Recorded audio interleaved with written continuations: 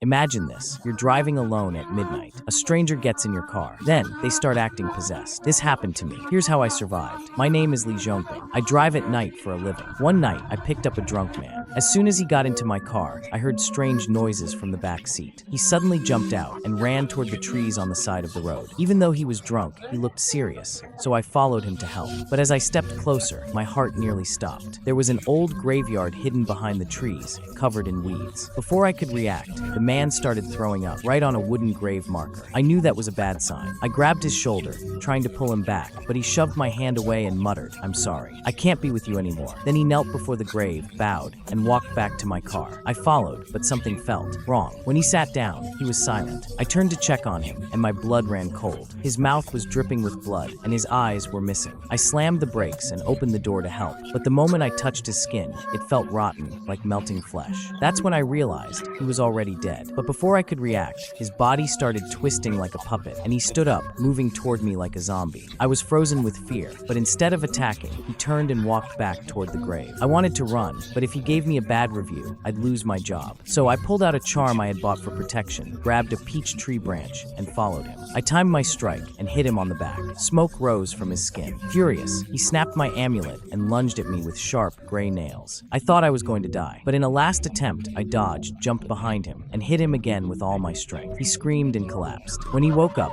he looked confused. He said that after getting into my car, he saw a woman beside him. She kept asking him to take her home. He was too scared to speak, and then everything went black. The next thing he knew, he was outside with me. I took him home, hoping the ghost wouldn't follow us. But to this day, I still wonder, did she ever find her way back?